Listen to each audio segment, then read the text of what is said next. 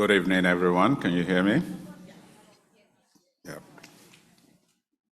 I want to thank all of you for joining us for tonight's program to honor CGH's Summer Research Fellowship Return Back Celebration event. We're very honored to have some of our faculty mentors here with us tonight because without the mentors, we really don't have a program. I also want to thank the International House for being a permanent host for us. We appreciate your generosity in giving us the opportunity to use this space. And I want to really welcome our students back from their travels abroad and to the community members joining us tonight. I had the opportunity to see so many videos and WhatsApp activities, and I was jealous for a while because you guys were having a good time. So I guess you've learned how to work hard and also to play hard. So that's what you need to have sustainability in this program. It's great to be able to gather in person for this event for the first time in years.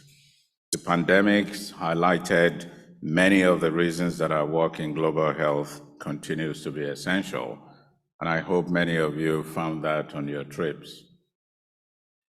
To give you an overview for most people who might not be aware, CGH's mission is to collaborate locally and globally to create education and research opportunities to improve health and reduce health disparities. How many of you thought you contributed towards meeting this vision? Nobody? Of course you all did. And tonight we'll be hearing from 11 of our fellows whose work represent the diversity of discipline, topic, and geography that characterizes global health work at the University of Chicago. So with that, I just want to thank all of you for being here, and we look forward to an exciting evening listening to your incredible story and accomplishments. Welcome again.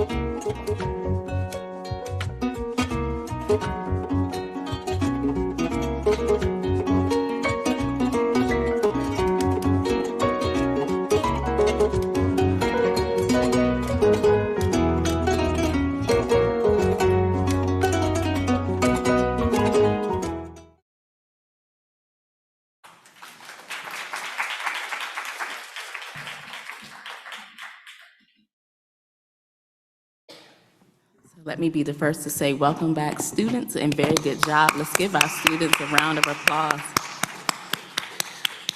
Okay, so our first presenter will be Niharika Venitropalli, who went to India this summer. Is she here today? No? No, okay. Okay. Second, Ashraf Aryan, Bangladesh.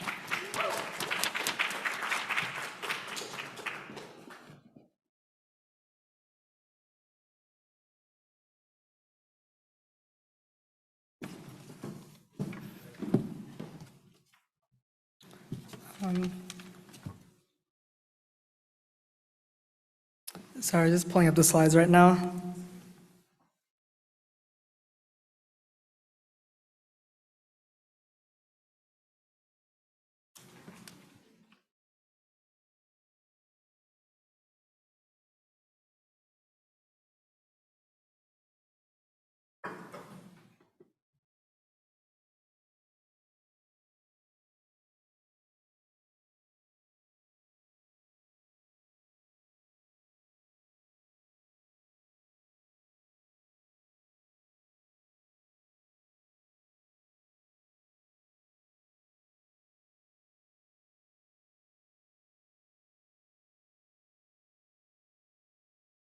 Yeah, I see that.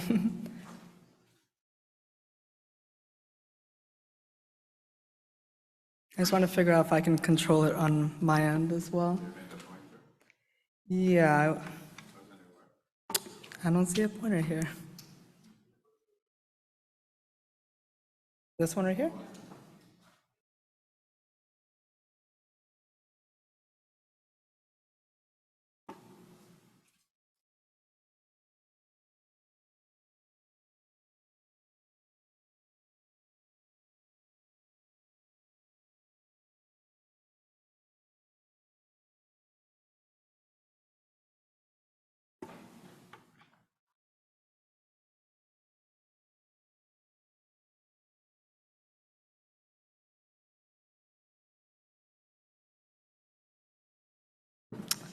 All right, good evening, everyone. My name is Ash Aryan, and thank you so much for hosting this event to the Center for Global Health.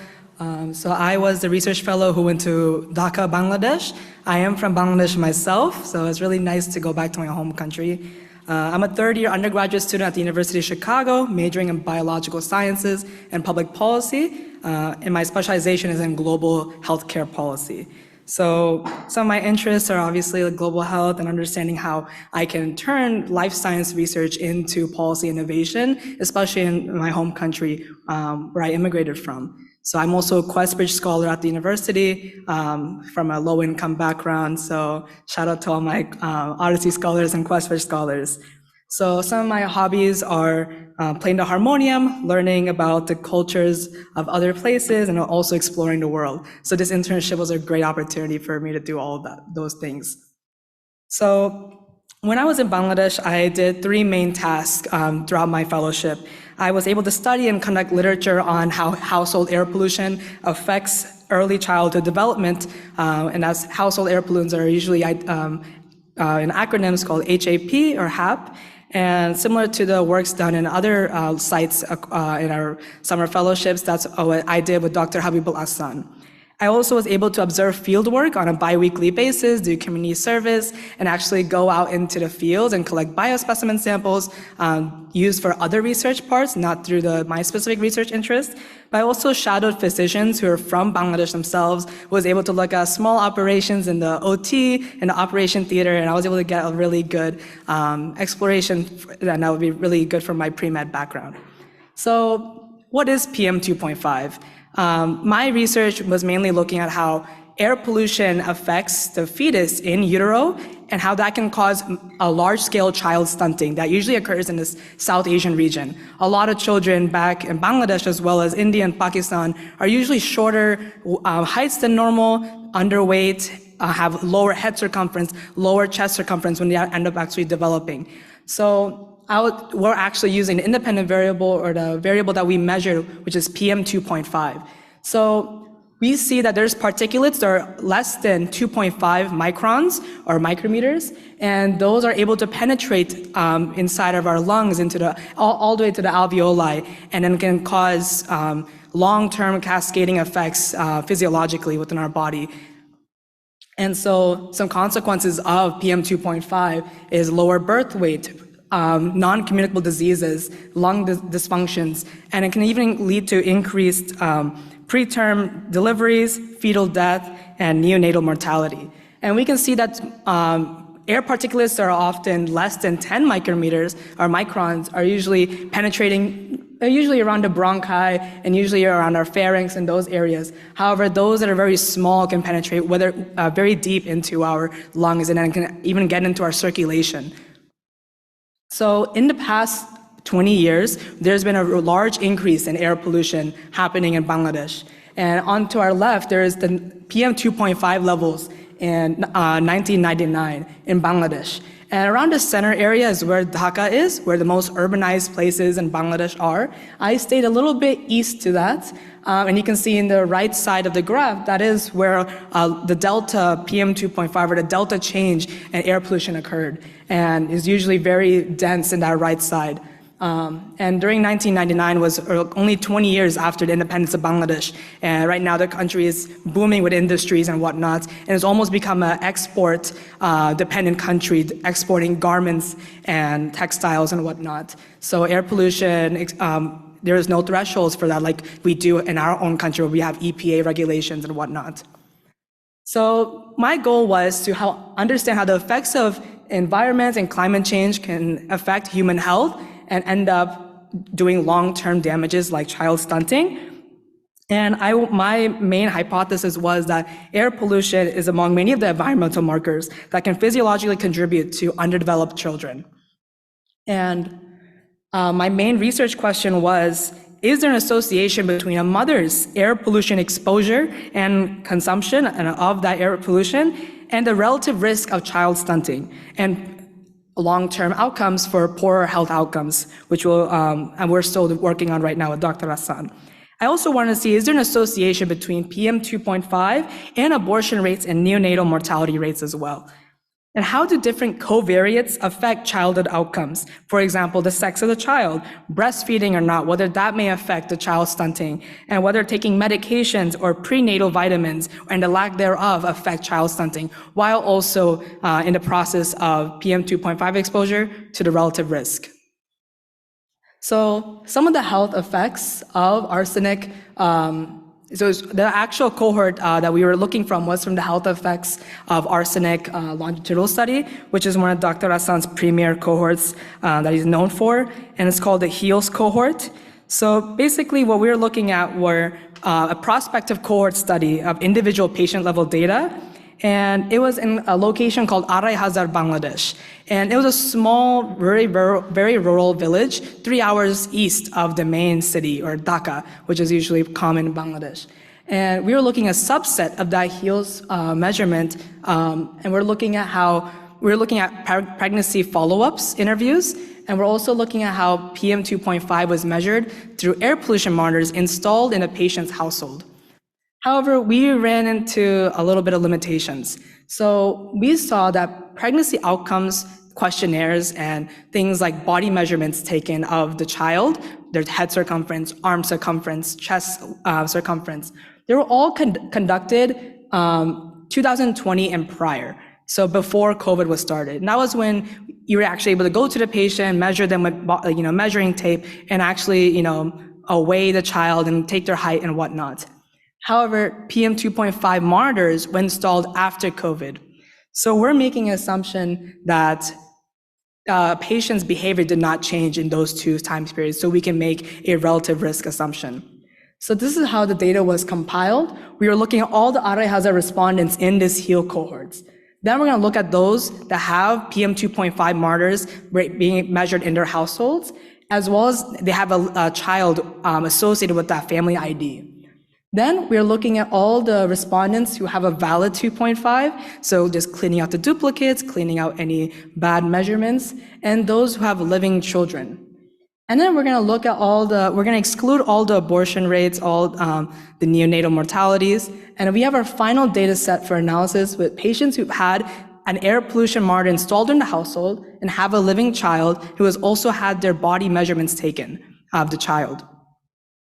So currently the limitations are we're making that assumption that from the period that the monitor was installed, which is within the past 2 years after COVID, and their body measurements that were taken prior to COVID are still, the behaviors are still the same. The patient didn't move out of the household, the patient still consumes the same amount of biomass, gas use, all the things associated with cooking and air pollution.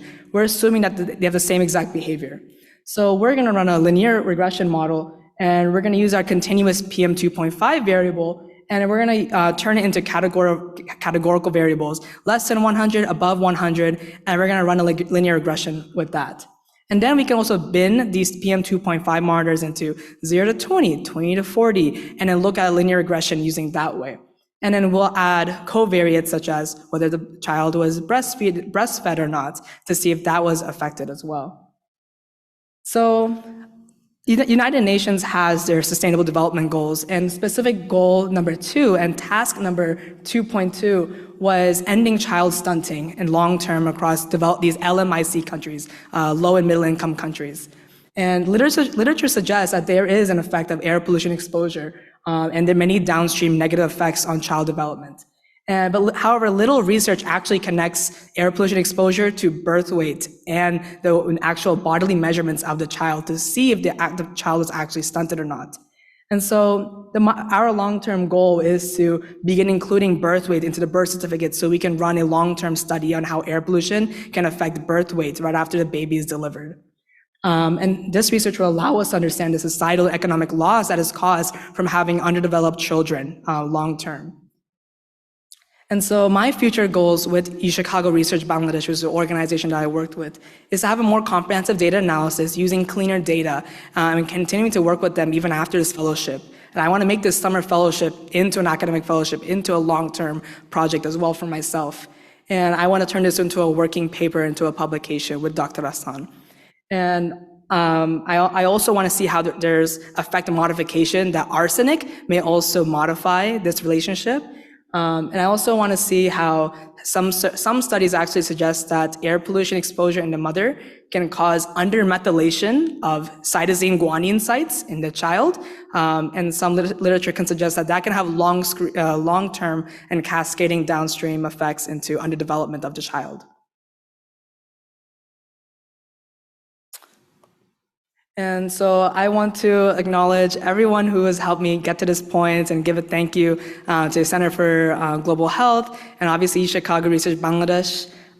These are all the people I worked with and all the physicians I was able to shadow throughout my time, as well as the wonderful staff in Bangladesh. And obviously I want to thank all the fellows who also worked really hard this summer, taking that brave effort to go to a different country that they may or may not be aware of, and in the sense of being comfortable going there and be able to do research there abroad. And I was very thankful to be able to go to my own home country. So this is thank you in Bangladesh, Bangla, and it means Dhonnobad. Thank you.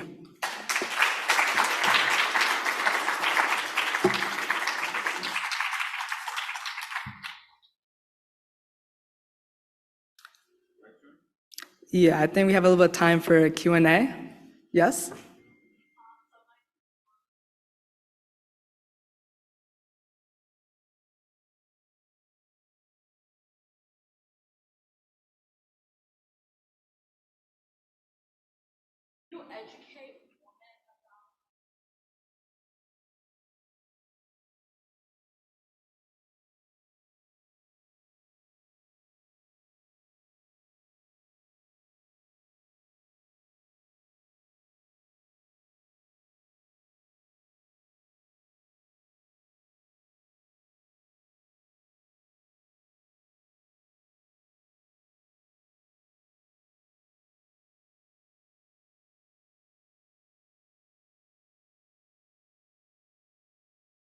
Yeah, of course. I mean, the organization recognizes that Bangladesh is one of the most densest countries in the world with the highest birth to death ratio right now. If you take a look at Bangladesh, it's like half the size of the United States population all fit into the landmass of Florida.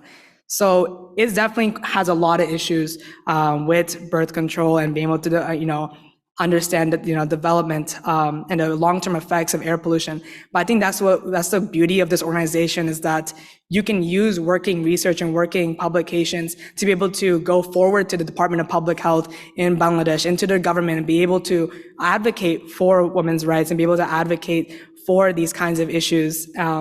And more specifically, my organization, we're still in the precursor phases of that research. We're trying to publish those research so we can actually go to these governments and be able to create a great public policy. So yeah.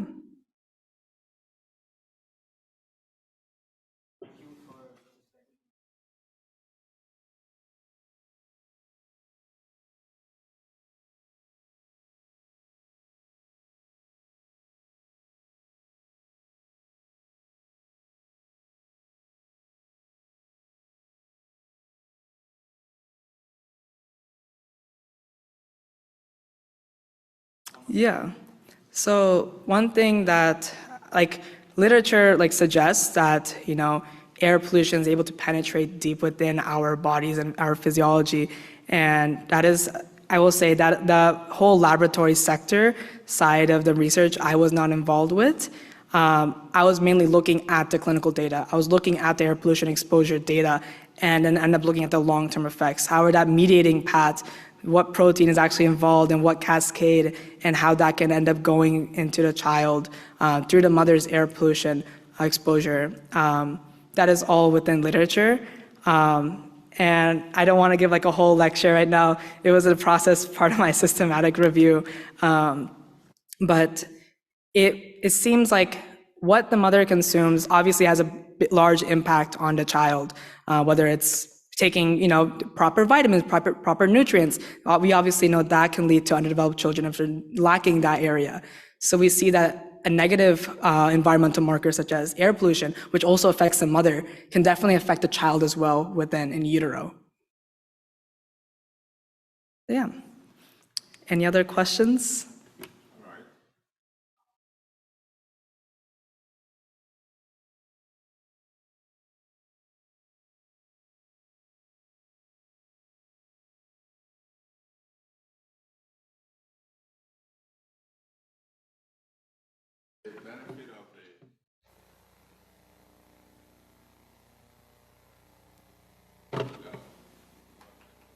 Thank you.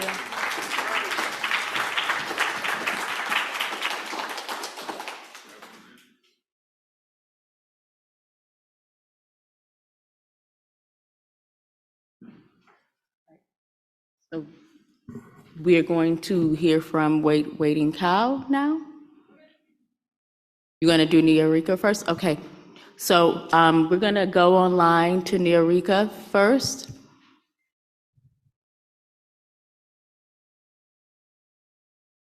And then following that, we will hear from Waiting Cow.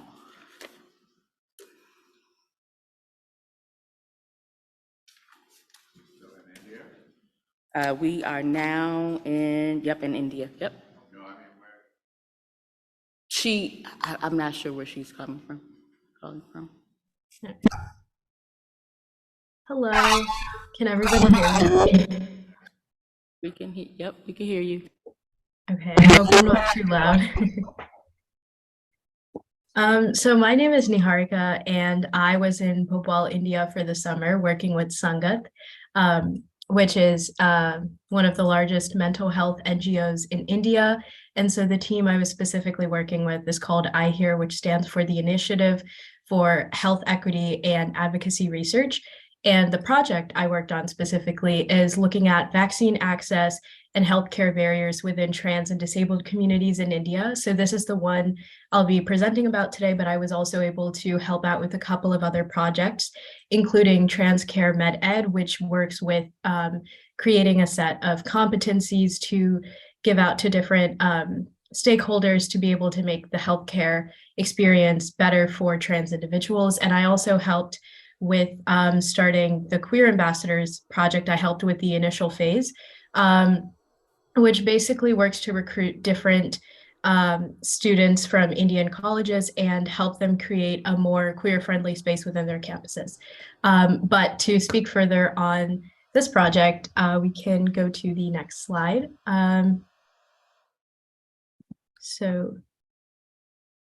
Okay, so I briefly mentioned the TransCare project. So one of the discussions brought up in that was the vaccination barriers for the COVID-19 vaccine within trans populations. And so the picture below shows one of the pictures from those discussions.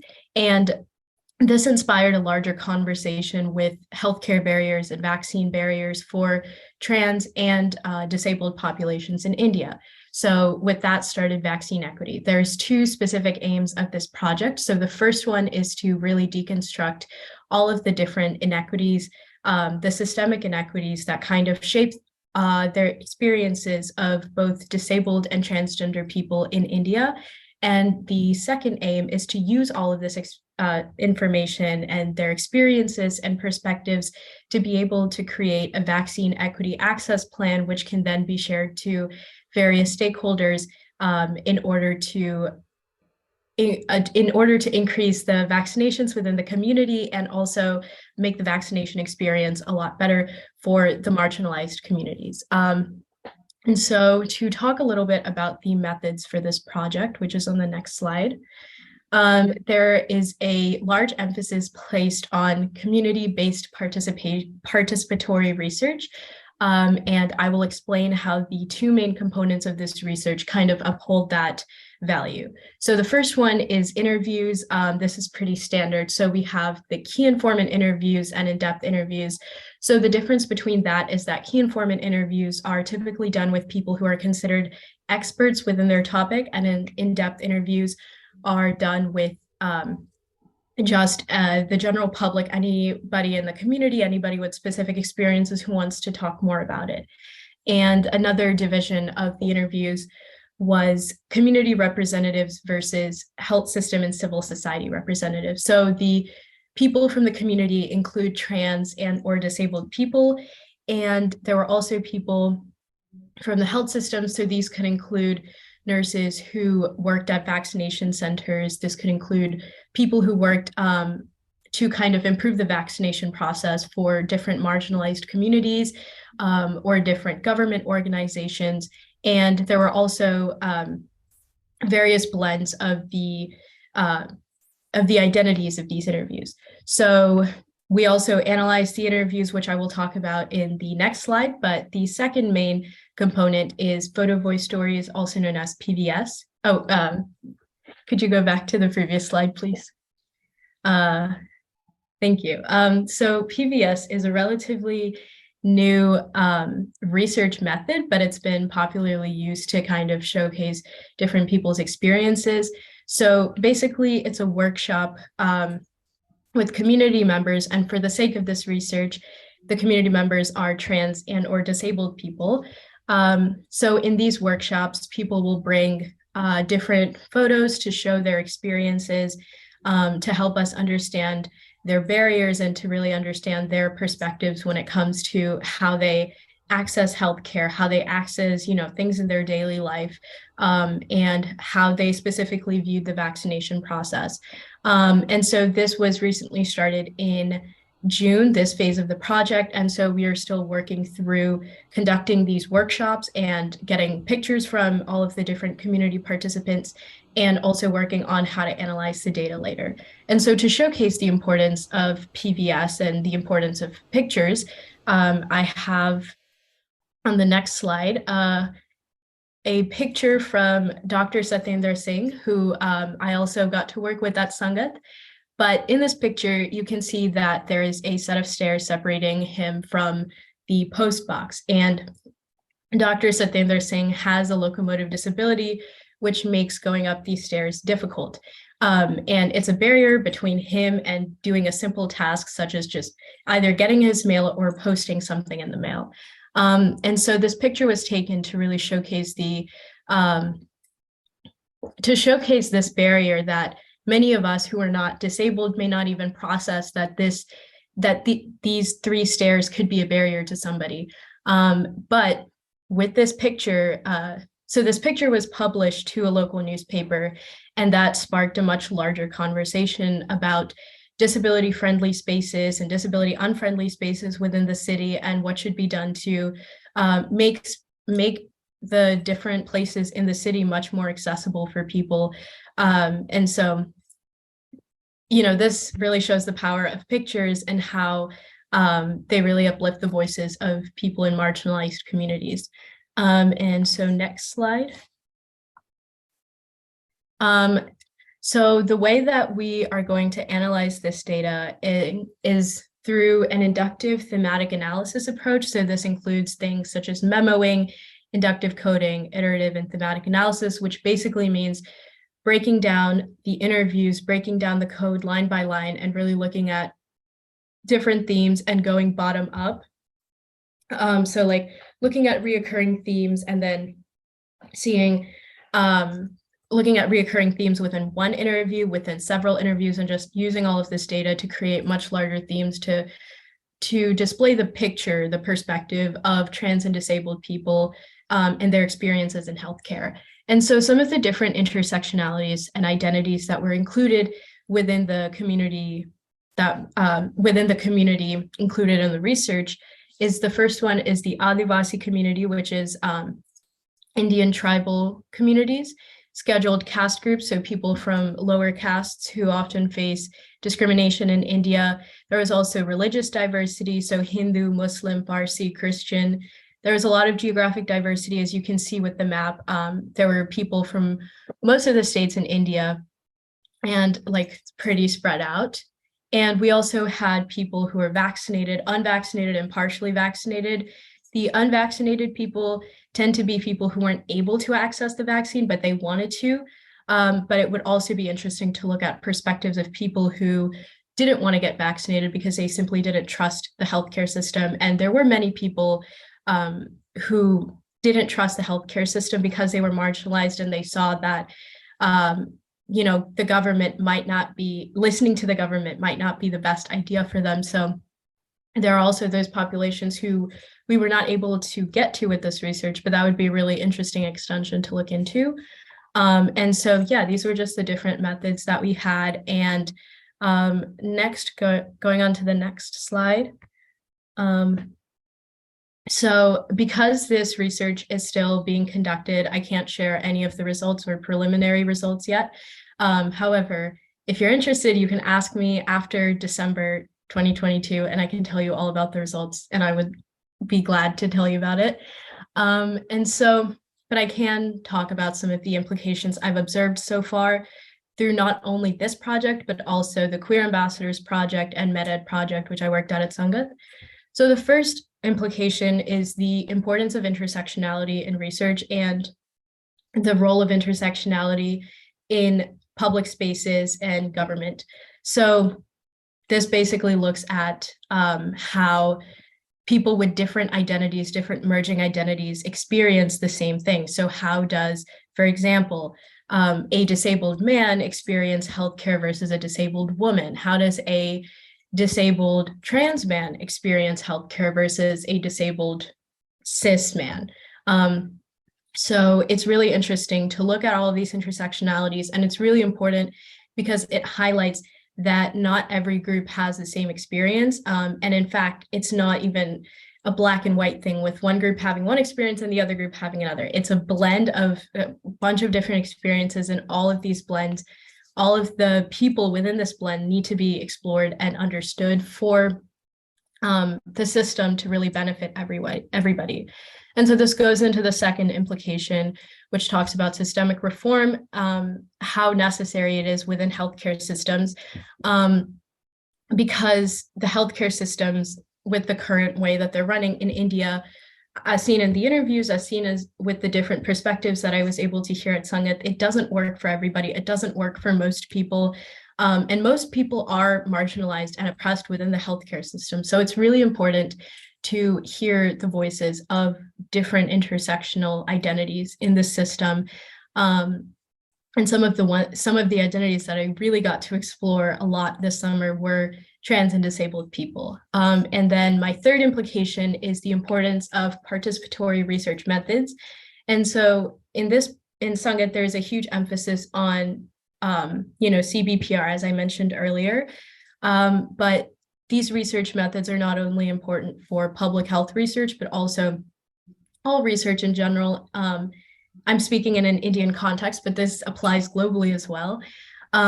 It's really important to include different identities in the vaccine trials, for example, so it builds more trust between people in the community and the government. And it's important to include different intersectional identities in a lot of research to really showcase, to really understand the different perspectives and, build trust within the community.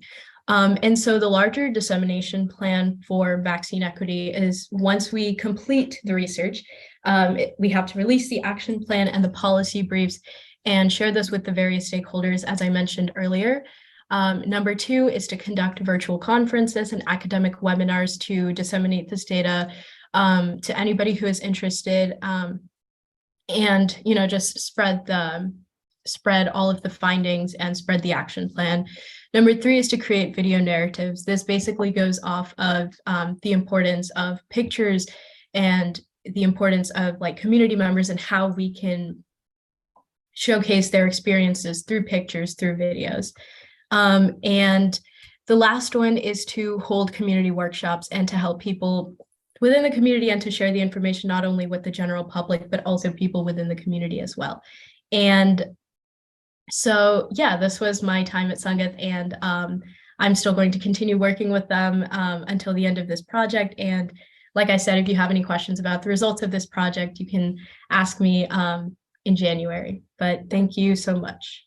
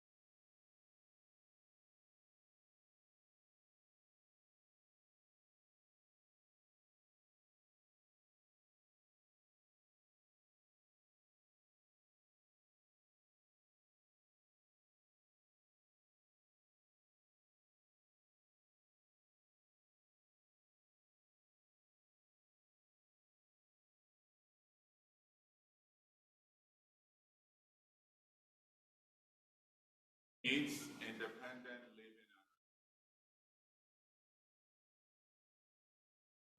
in China.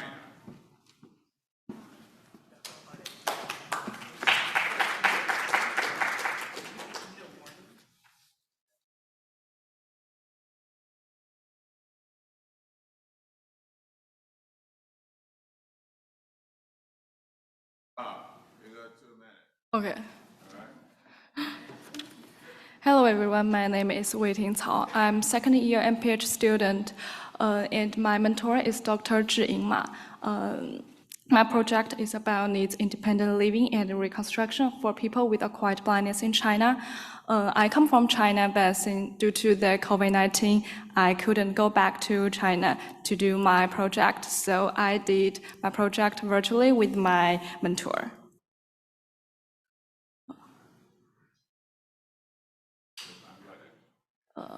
Okay. So according to the WHO, half of all people with disabilities cannot afford healthcare compared to a third of people without disabilities.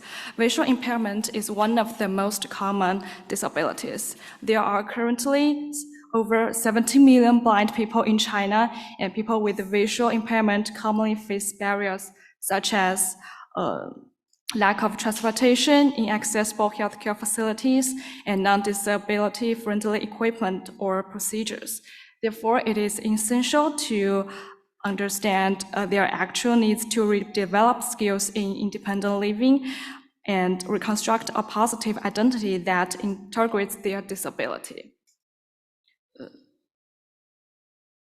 So the purpose of my project is to develop an assessment tool to understand the needs, identity, self-efficacy, and independent living skills of people with acquired blindness in China. The ultimate goal of measuring needs is to help people with acquired blindness to live independently and reconstruct their identities. And in order to complete our goal, we collaborated with 1+1 Disability Group in China, which is a support organization with its mission being cultivate talents, support disabled people's development, and foster public interest in disability rights. And this is my timeline of my project. During June, I completed the literature and sorted through the currently available assessment tools. And during July and August, I drafted the assessment tool, and I did the translation and back translation. And then we completed 3 focus groups to review the questionnaire. And during the September, we plan to conduct a pre-survey and complete the questionnaire, but since the time, we will do it maybe in October, and then we will distribute the questionnaire and collect the data and do the data analysis. And from the literature review, there are some key findings. The first one is that there are different kinds of services available to help visually impaired people reconstruct their lives in many developed countries, including standard hospital-based services, integrated or multidisciplinary services with an emphasis on the psychological needs of patients. The second one is that China's services is disconnected. The institutions in China only provide medical services and no services for life reconstruction. Therefore, it is important to find a service model that works for China based on the most urgent and actual needs of people with acquired blindness in China. And the third one is that the psychological factor is the most significant difference between people with acquired blindness and those with congenital or early visual impairment. Overcoming negative emotions such as frustration and fear is an important factor that facilitates reconstructing the life of people with acquired blindness. And now I will introduce 2 important parts of my project. The first one is about the questionnaire design. So first I did the literature review, as I said before, then I did the translation, and then we organized 3 focus groups, and then I will do the questionnaire pre-test to conduct a pre-survey to revise the questionnaire. And about the focus group, which is an effective way to get information and revise the assessment tool, because we are not a visually impaired person. We don't have their actual experience or their feelings. So during this focus group, we can get their actual experience and feelings, so we can revise our questionnaire. And there are some interesting findings in the focus group. The first one is that the needs of people with acquired blindness change with the length of blindness. The second one is the needs of people with acquired blindness in China mainly consist of medical care, mobility, self-care, socialization, psychology, leisure and recreation, working, reading, and education. And third one is that the needs of people with visual impairment or blindness vary greatly from country to country because of differences in national conditions. For example, in China, the needs for work and education are significantly higher for people with acquired blindness than in other countries. There are 2 interesting facts about it. The first one is that the most traditional job for visually impaired people in China is massage. But for most people with acquired blindness, massage is not their first choice, and they prefer to continue doing their previous job or to make a suitable job adjustment in their original organization. Therefore, there is a great demand for learning general work skills such as computer screening, reading software, and some professional work skills. The second one is that China's current education system for the visually impaired focuses on 9 years of compulsory education. However, most of those with acquired blindness have a greater need for higher education, but the policies and realities now in China hinder this. And so until now, I found that early identification of difficult and valuable goals in reconstruction may allow interventions to be implemented to reduce the likelihood of goals being abandoned. Therefore, needs assessment is critical and needs to be completed. And the second one is that measuring all aspects of the needs of people with acquired blindness in China can help organizations, including medical centers, that provide live reconstruction services to them to develop more targeted and systematic service models. It can also refine public health services, especially targeting a specific group of people with acquired blindness. So in the future, I will distribute the questionnaire and do the data collection and analysis. In the end, I will extend special thanks to CGH, my mentor, Dr. Zheng Ma, and OPO Disability Group in China, and my group members, Jacob Zhang and Siyu Gao. Thank you.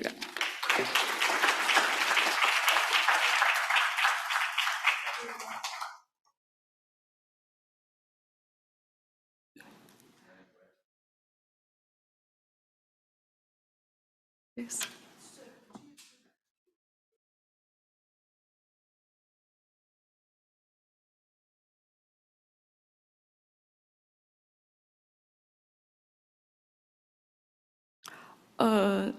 For now, some public health policy about blindness. Children, but our project is mainly focused on the people with acquired blindness, which means in the beginning they are like normal people, and because of some illness, they when they are adults, they become illness. Yeah.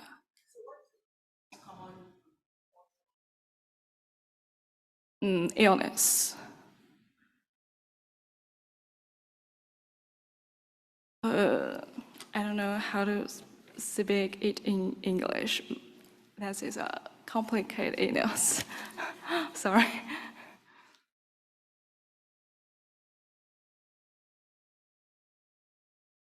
Yeah. Yeah, in China is that. Really? Yeah. They are called a blind massage. They are they doing this job. Yeah. Maybe because they are blind, so they are more sensitive to their touch. Yeah. Thank you.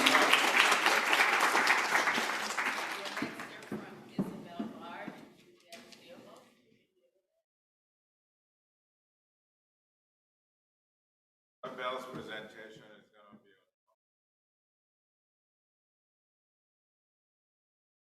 Yes. Hello, I'm Isabel Baird, and I will be presenting today. Juliet couldn't be here in person, but she will be presenting over Zoom for the second half of the presentation. So I'd like to thank our mentors, Dr. McLeod, who is here today, and our on-site mentors, Dr. Jorge Enrique Gomez Marin, Mariangela Soberon, and Dr. Zulema Caballero. So a little background on toxoplasmosis. Toxoplasmosis is caused by infection by the protozoan Toxoplasma gondii, and it is associated with risk factors such as exposure to cats and cat feces, exposure to unclean or untreated water, and eating uncooked or unwashed vegetables and meat. It is also of particular concern for pregnant women because primary infection during pregnancy can cause congenital toxoplasmosis, which causes neurological and ocular sequelae in newborn and can be detrimental to their development.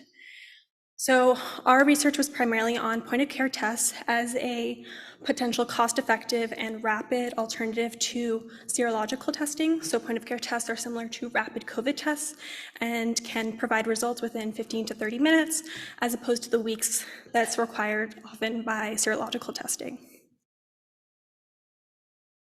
So toxoplasmosis in Panama and Colombia. So we were in these countries because they have higher prevalence. So in Colombia, the prevalence is about 50% in the general population who have been either previously or currently infected with toxoplasmosis. And in Panama, about 44% of pregnant women, according to a recent study, have either previously or currently been infected in Panama City. So this is related to environmental factors such as humidity and rainfall. And so this is important for Colombia and Panama because they have really long rainy seasons.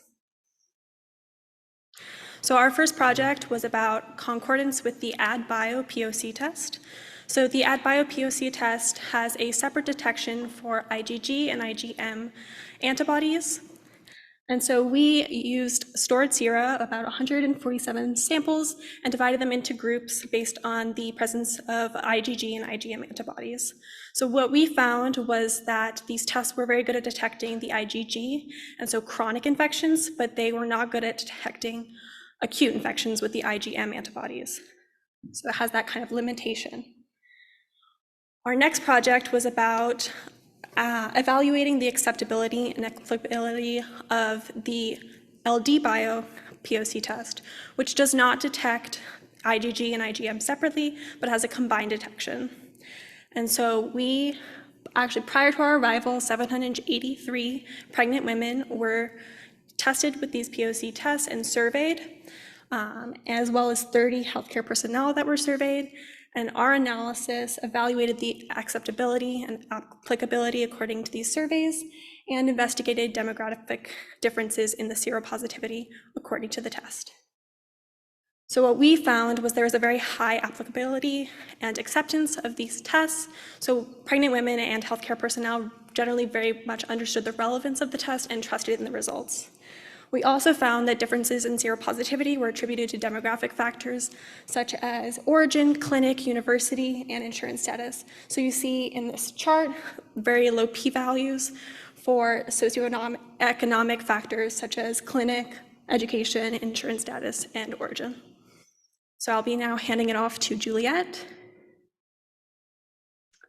Hi, everyone. I'm Juliet. I hope that you can hear me over Zoom. Thank you. Thank you for letting me join over Zoom. I'm going to be talking about our projects in Panama.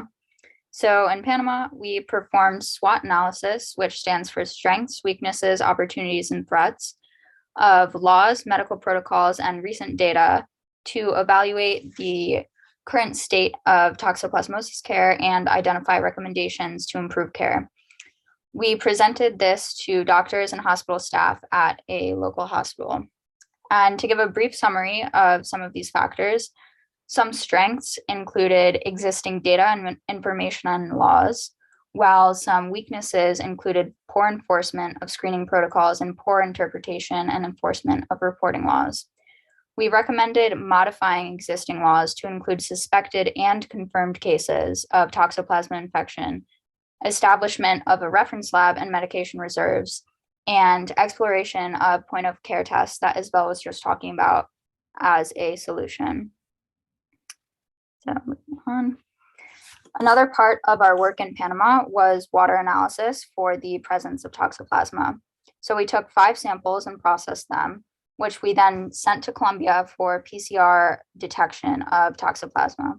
3 of these samples were taken from the Adan water treatment plant, which serves a large proportion of Panama City, and 2 samples, one of tap water, one from a recreational river, were taken from Panama Norte, which is an area of high seroprevalence that was established in previous studies. Results of this analysis are still pending. So based on our work in Colombia and Panama, there is a great potential of point-of-care tests as a cost-effective, quick, and accurate screening tool, which would allow for timely subsequent treatment to prevent negative sequelae of congenital toxoplasmosis.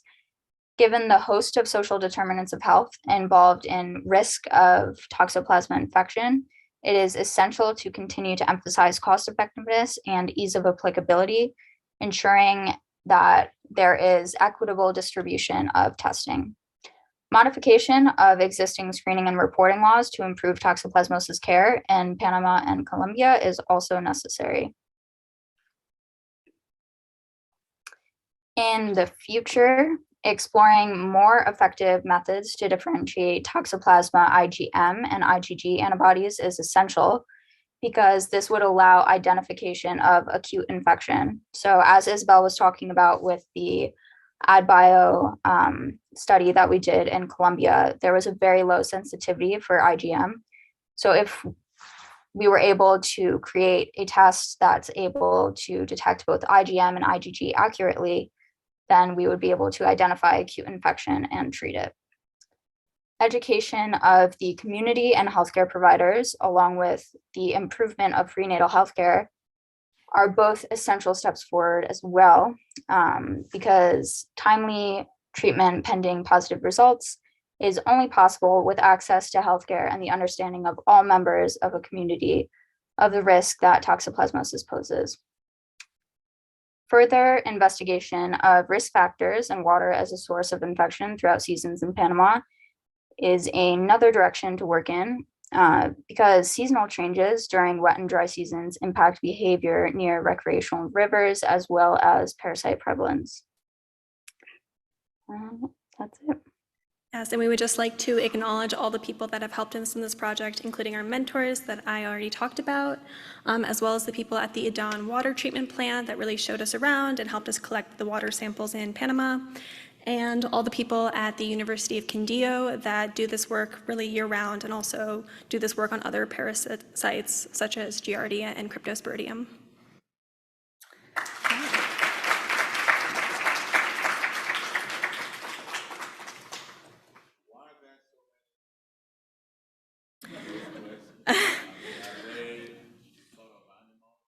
Yeah. So I think cats is a big one. I think it's the most well-known risk factor. But I think, again, like uncooked meat, untreated water. I think also in Colombia and Panama, you also have a lot more cats that are going kind of in and out of the house. So that kind of contributes to the infection as well. Any other questions?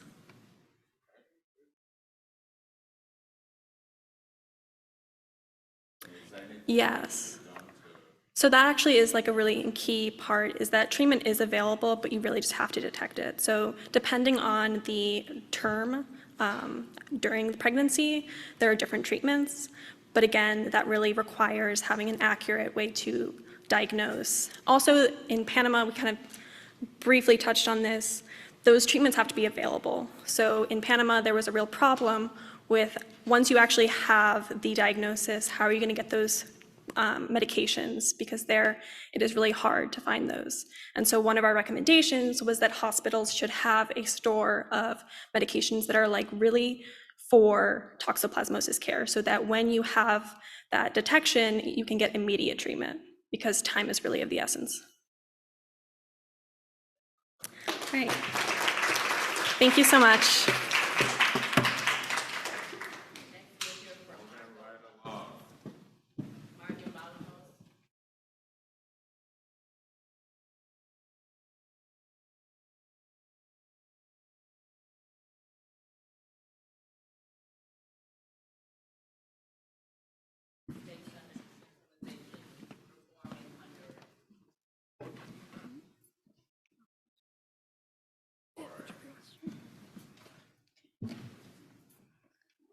You want to make sure? Oh. Ooh, sorry.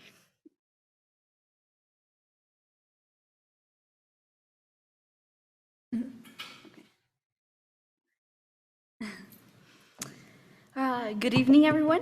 My name is Margot Bolaños Gomez, and this is my colleague Maria Reyes Maldonado. Today we'll be talking about experiences and perceptions of decision space under the health decentralization reform in Honduras. And this is thanks to the mentorship of Dr. Alan Sarixta. So thank you. But first, we want to get started with background and motivation of basically what we did in the summer. And to give you a context, decentralization is moving authority, resources, decision-making power from central authorities to local organizations for managing healthcare. And this has been implemented worldwide, but we specifically are interested in Latin America, in particular in Honduras, because in Latin America recently, there are versions of decentralization that utilize different kinds of organizations in the management of local health centers. And this makes a difference in the outcome of the overall reform.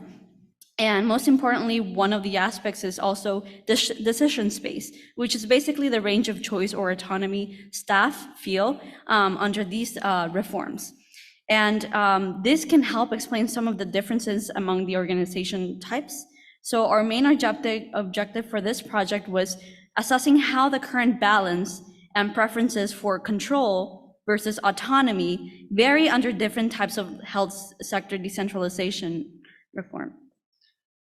So while in Honduras, the two of us, along with two of our Honduran collaborators shown in the picture, conducted 48 ethnographic interviews to medical staff, governing agents, and regional health authorities in 4 different municipalities across rural Honduras. Each of these municipalities representing one of the 4 administration models that exist in Honduras. So there's the centralized case where no intermediary exists between the Ministry of Health and the health centers, and 3 decentralized cases with 3 different types of intermediary organizations. So there is the NGO, the municipal government, and the Association of Municipalities. Interviews were about 30 minutes long, and in them we inquired about respondents' perceptions on various topics, including experiences with COVID, impacts of the reform, autonomy, control, and governance models. And after completing the interviews, we performed some qualitative analysis, in particular deductive and inductive coding. So now we're going to present our 3 preliminary findings. So the way that the next 3 slides are structured is that the main finding will be the title of the slide, the figure will summarize the results from our qualitative analysis, and whatever is in italics are paraphrases taken directly from the interviews. So, to give you a sense here, this is our first figure, and it's on autonomy presence. So basically what we're looking into is, the responses of those interviewed, where they considered the autonomy to be present. And it's according to the health system level, and you have 3 levels. You have the top level, which is the MOH and the región, which ultimately is by geographic coverage, how much they actually control in a sense. And the intermediary is a gestor in municipal government. And then you have at the local level, the staff and community. And what you can see here is that the NGO and association models are the only ones that have top autonomy present, at least as indicated by those that responded to their interviews. But then you also see that there is the highest intermediary autonomy present in these 2 models. While on the other hand, you see that in the centralized and decentralized by Muni, you see that there is local autonomy present, the highest. In our second finding, figure 2, we wanted to speak to this trade-off between autonomy and control during the interviews. So we presented respondents with 2 different types of health centers. The one that's shown in blue in the legend is one with high autonomy and limited governance, where staff actively chose to retain their autonomy instead of having support and oversight from other groups within the community, such as the municipal government and the police department. And then, as we can see in the graph, no respondent across the 4 administration models chose that type of health center. And the second type of health center that we presented is the one shown in red, which, as we can see, the majority across the 4 models chose. And this model is one with limited autonomy and shared governance, where staff were willing to give up some of their autonomy if it meant that they had the support and oversight from the other groups in the community. So an aspect of this support going hand in hand with oversight that respondents liked was that then the health center would become an establishment with feedback, where real doubt would be solved, or doubt would be solved with real knowledge. And an aspect of shared governance that they liked is that they wanted community input in the decision-making of how to run a health center. And on this figure, it's basically a table where we separated based on who the respondents believe they should have autonomy and who should have control. The top is just autonomy, and the bottom will be who should have control.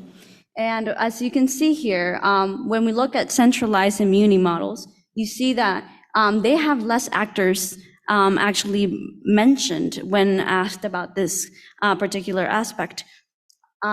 But when you see association and NGO models, they actually have all, if not all of them, mentioned as to have control, and most, if not all, for autonomy. You should also see that in the autonomy section as who should have autonomy, all of the models mention the local level actors. While in the control portion, you can see in central and muni, mostly they ask for top actors to have the control. So I think it's very interesting to look at this when we just mentioned a shared governance aspect preferred. You can see this here, and limited autonomy, then you can see that as well. So overall, we found that there are important variations in decision autonomy across the 4 models, and that there are differences in the desired distribution of control versus autonomy. But despite all these differences, the preferred approach was one of limited autonomy and shared governance, as we saw. So for future work, we think that we should analyze the implications of variations in autonomy, specifically when it comes to health service delivery. And with that, we thank you for your time.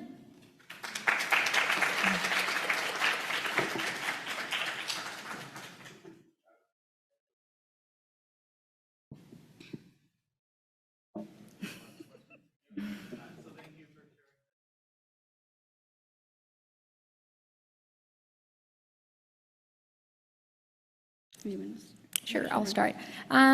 So one of the recommendations I would say that comes from a comment that we heard during one of the interviews would be to foster collaboration between the different departments, because I think this was a unique case, but one of the departments talked about how the norms and like guidelines that they received from the Ministry of Health were not really applicable to the health problems and like challenges that they were working with, specifically because this municipality is located right on the Pan American Highway. So they have like heavily traffic of like migrant population. So especially during COVID, it was really hard to control the disease because you had the movement of the migrant populations, and they like identified other municipalities that had similar issues as well because of geographical characteristics. So I think that if the Ministry of Health could somehow get the regional health authorities from these different regions to collaborate and sort of work together, share resources to mutually advance their goals, that could definitely be somewhere to start.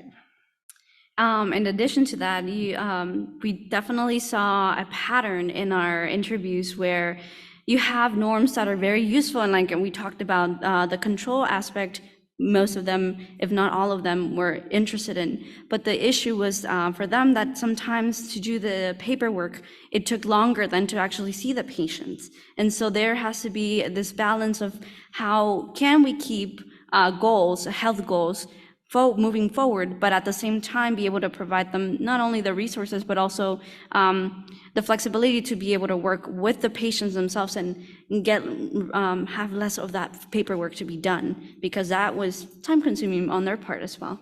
So those are only a few of the recommendations, and we want to thank you. Thank you for the question. Okay. Thank you.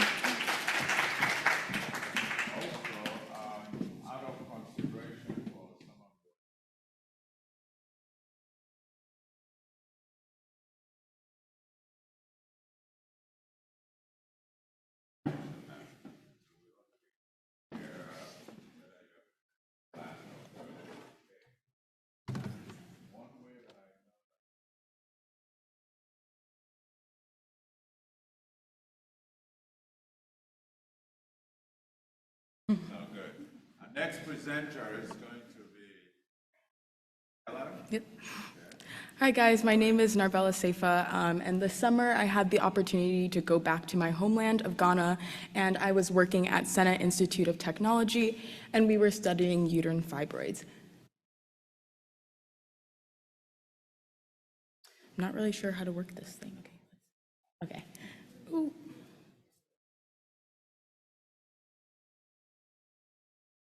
I see. Okay. Thank you.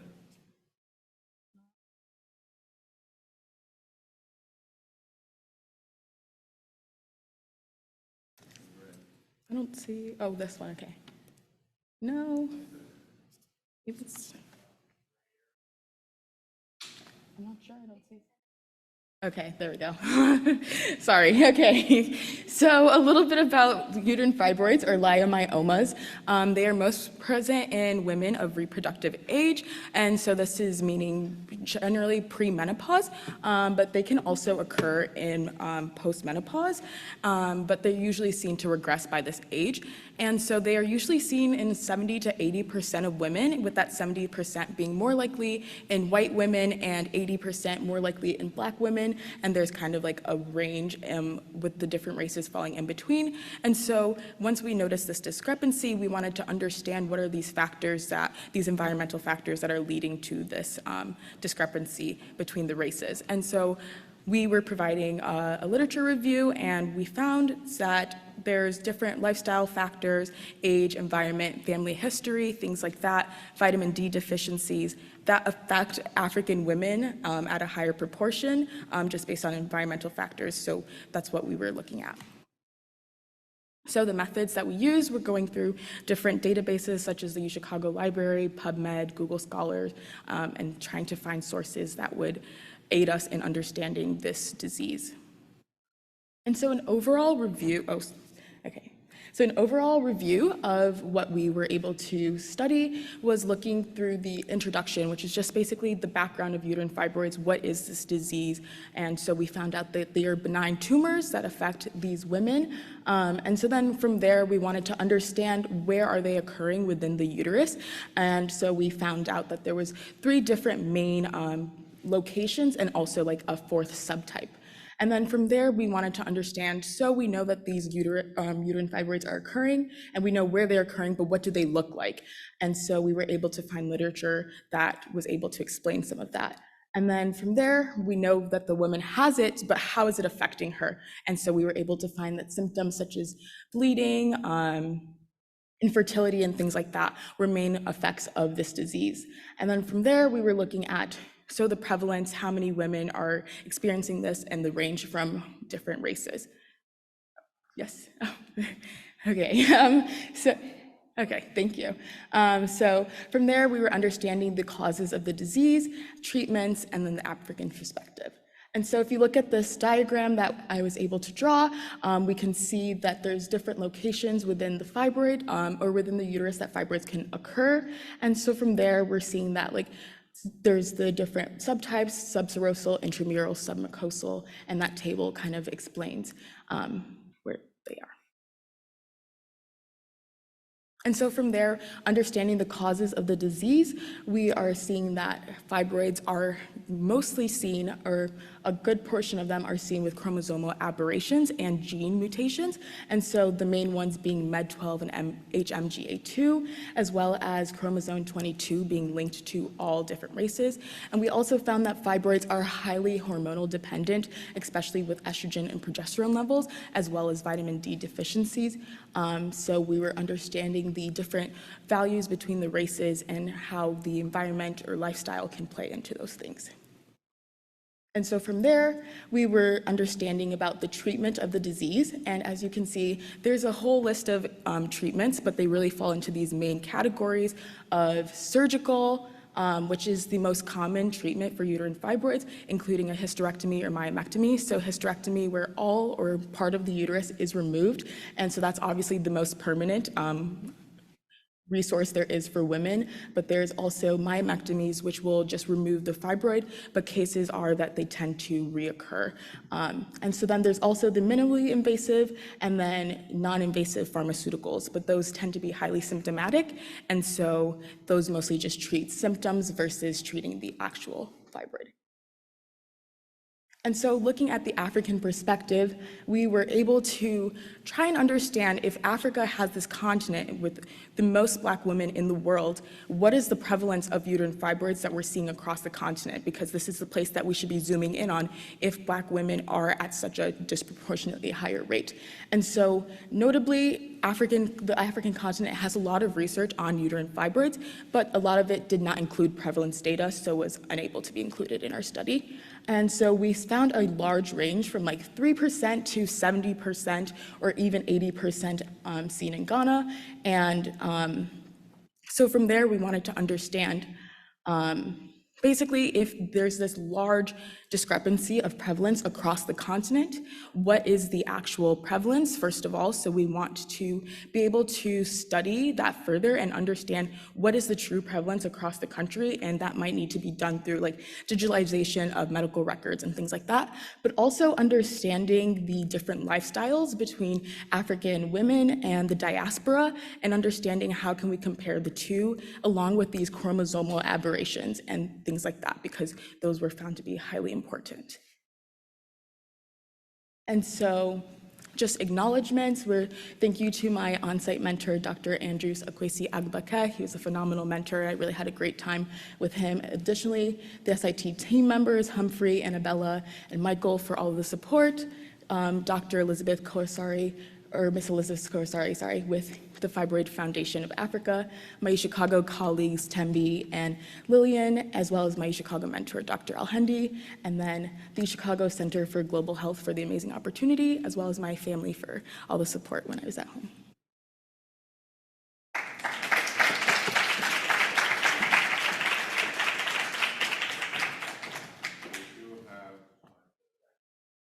Yes. Thank you.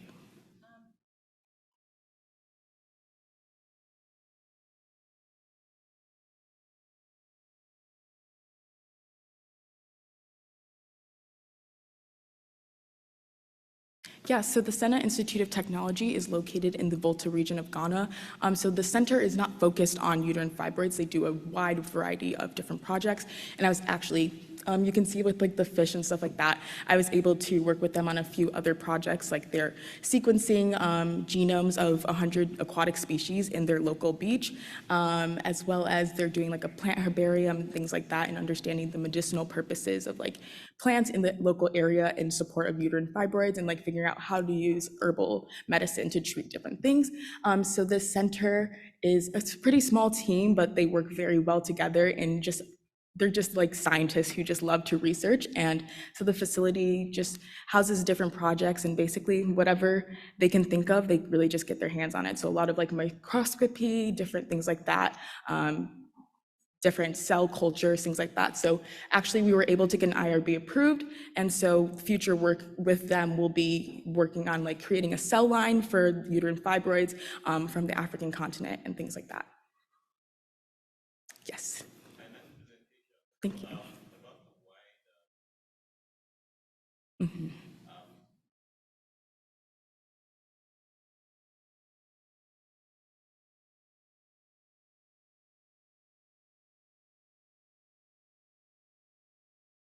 Yeah, so that's another thing with like undercoverage and things like that. A lot of the studies we were able to find were based in hospitals, so you're only finding out if the woman has a fibroid if they're coming in for a checkup, and generally it's not for a uterine fibroid checkup, but it's for something else, and then they just detect it.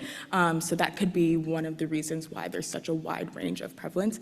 Again, but just with medical digitalization of medical records and things like that, hopefully we're able to get a more narrow scope or a truer perspective. Oh, yes.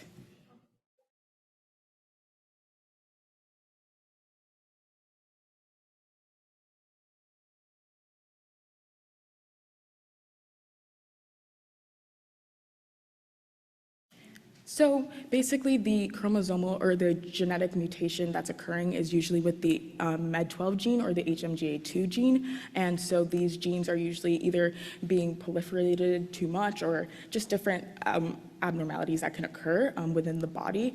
And why is it being localized into a specific part of the uterus? That I am not sure about the literature doesn't say much about that, but we do know that it can occur in multiple parts of the uterus. So, sorry, okay. So as you can see, like they can occur in all over the uterus, except they would not be occurring in like the ovaries or things like that, but within the uterine cavity mostly. And that's just based on how they're growing.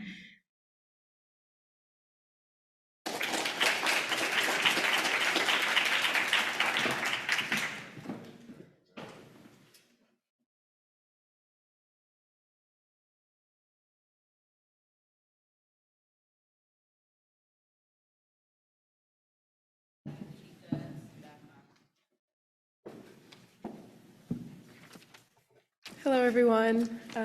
Thank you for being here. My name is Carmen, and I'm the fellow who got to go to Cameroon this summer. And I worked on genetic counseling, risk assessment, and testing cancer and cancer at-risk families in Cameroon. So that's a photo of the General Hospital where I stayed and worked most days. And that's a photo of Yaoundé by night, which is the city where I was living. It's the capital city of Cameroon. So a quick overview of what GenCaf is, which is the project I was working on. The objective of the project is to identify a population of people at high risk for cancer that might be able to benefit from some therapeutic and preventative strategies. There's a lot of ways we do that. For sake of time, I'll just say that creating a registry of patients and doing cascade testing is the main way, because again, this is all about prevention and identifying mutations. So a background of why this is so important is in a study that was done, it showed that almost 16% of breast cancer cases in Uganda and Cameroon carried a mutation for breast cancer susceptibility genes, but in a comparable study in the United States, only around 2 to 4% of breast cancer cases carried that gene, or one of the two genes, BRCA1 and 2. So it's clear that there's a high burden of inherited breast cancer in sub-Saharan African countries, and genetic risk assessment should definitely be something that's being done. And it's not just breast cancer, it's many other forms of cancer. That's just one very clear example. So the subjects are any patient of African descent who has a genetic related cancer. And the methods, which I'll discuss a bit more, were administration of a questionnaire and also collecting saliva samples to be tested through the Color Genomics platform. And the current sites for the project are Nigeria, the United States, and Cameroon. So a bit more on Cameroon specifically. One thing I was tasked to work on was a paper based off of some work that was done before my arrival on the feasibility and willingness of cancer genetic testing and counseling in Cameroon. So some patients were interviewed, cancer patients in Cameroon, and there's a variety of ages, and it found that 88% of the participants had not had any previous genetic counseling or education, but that almost every single participant was willing to test, and also almost all were willing to pay for genetic testing. There were a lot of barriers perceived by the interviewees, but the biggest one is cost, and another was availability of equipment, which I saw a bit firsthand. I was shadowing in the hospital, and there was a cancer patient who needed morphine, which was unfortunately unavailable at the time, so she was provided with a different medication, but that's just a small example, a real-world application of that. So a few more details on my roles and responsibilities. I did a lot of data processing, so I was lucky enough to work with all of the teams, the team in Nigeria, Cameroon, of course, and also the United States. I also got quite familiar with the Color Genomics platform, which is how the tests, they shipped unused kits to the team, and then we would collect the samples and then ship them back for analysis. So I got quite familiar with that process. There were a few challenges. My computer actually, unfortunately, broke quite early into my internship, so having access to Wi-Fi in general, but also a computer, was a bit of a challenge to overcome, but I did. And of course, the doctors and all of the hospital staff were quite busy, so just finding ways to work around their understandably busy schedules. So I also did a lot of written work. I worked on a protocol for creating a genetics laboratory in Cameroon, more specifically a cancer genetics laboratory, because there are none currently. And I also, as I previously explained, worked on a paper about the feasibility and willingness of cancer genetic testing and counseling. I also started a little bit of research on a personal protocol, which I hope to continue this year, on the psychological effects of long-term diagnoses like cancer and their outcome, the physical outcomes of that, the impact on physical outcomes. And I also got to work on some translations. I translated a rough draft of an SOP from English to French, so that was nice practice. And I also got to shadow in the hospital, got to shadow a lot of doctors and nurses, and I attended some conferences, including a conference on how to recognize signs of cancer in children, which was quite interesting. So a bit more on the day in my life. I lived in a patient room, as I mentioned, in the hospital. I took a taxi whenever I had to leave. There were 2 other offices where I went, and I was also lucky enough to explore the city and surrounding villages. I got to go to one of the doctor's weddings, which was nice. Here are some photos, street views. That's the hospital, and some food and some colleagues. So my takeaway and reflections. So GenCaf is an ongoing project. It's still happening, but a new set of kits has been sent to Cameroon. So I'm looking forward to seeing what the results are. And I just felt very lucky to have the opportunity to be in Cameroon, to compare the healthcare system there to the ones that I've seen here in the United States. There were challenges, of course, being in a hospital. I think there are always challenges, but I felt that I really got a great understanding of why research is so important by seeing it firsthand, and I really had a lot of admiration for the staff. So I wanted to say thank you to everyone. I appreciate your time, but also to my mentors and everyone that supported me. I'm very grateful, so thank you very much.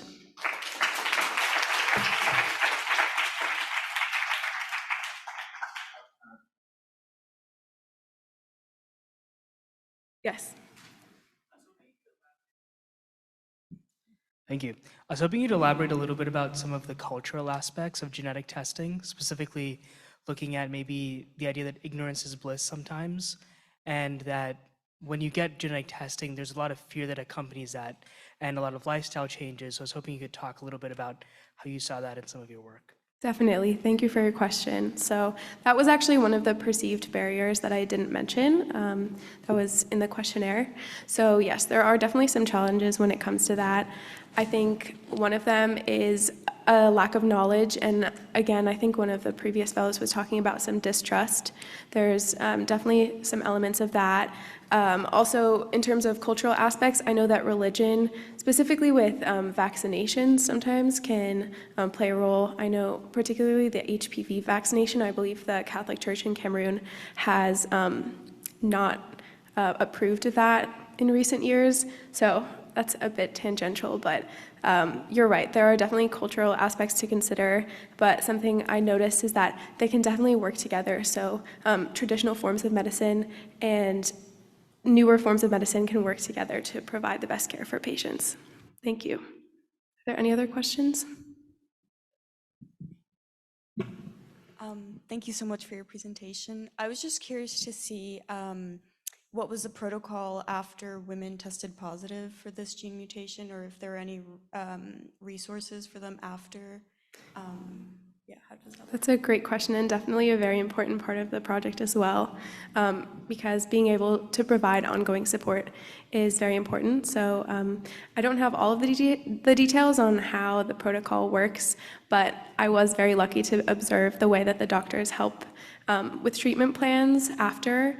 And again, the counseling is a very important part of that, providing resources and just general education. So yes, there are resources available, and the doctors do a great job of that, despite the limited number of doctors, which is a challenge I didn't mention, but the ratio of doctors to patients is quite low, so yeah, especially in oncology. Mm-hmm. Yes, thank you. Can you speak in general terms what the challenges of performing research in low-income settings like Cameroon. I know you talked a little bit about on this, but can you just tell us what your experience was and how people who are living in these places trying to do this research every day, because sometimes we see this in the United States and other high-income countries where we have resources and we think research is quite easy. Just tell us what your experience was and how these people are managing to come up with these results. Thank you for the question. Yes, so that definitely I noticed was a big obstacle. So the first thing to note is, again, the number of people that are working in oncology and cancer research is growing, but it's still smaller. So that puts a lot of pressure on the people that are doing it. Something I didn't mention is that my on-site mentor was the first oncologist in Francophone Africa. So he had clearly a lot of pressure, and even though there are more now, there are still few. And as I said, laboratory space or just office space is something that the doctors have to advocate for, or any researchers have to really advocate for themselves. And it's difficult. I noticed that all the doctors, make as much time as possible to participate in the research, but with the busy schedules that they have, and also sometimes limited Wi-Fi access, it does pose as a challenge, and a lot of personal sacrifice has to be made. So I have a lot of respect for all of the people I worked with, because it's clearly something that each one of them is very passionate about, because it's not an easy thing to take on that task when the support is definitely less. I mean, even the process of shipping the samples, it took a lot of time, just attention to detail, of course, as any research does. But when there are so many, severe cancer cases in the hospital and demands in multiple different locations, it's definitely a challenge. So thank you for that question. And again, a lot of respect for all the people I worked with.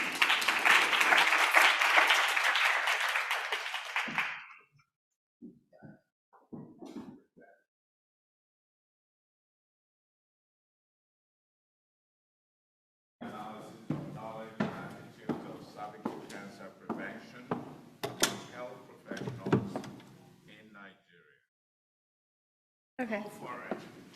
All right, well, hello, everyone. It's really nice to see familiar faces and also some new faces. So for those of you that don't know me, my name is Deepshika. I'm a second-year medical student at UChicago, and my mentor here is Dr. Fumi Olopade. So I don't know if I know how to use this clicker. Okay.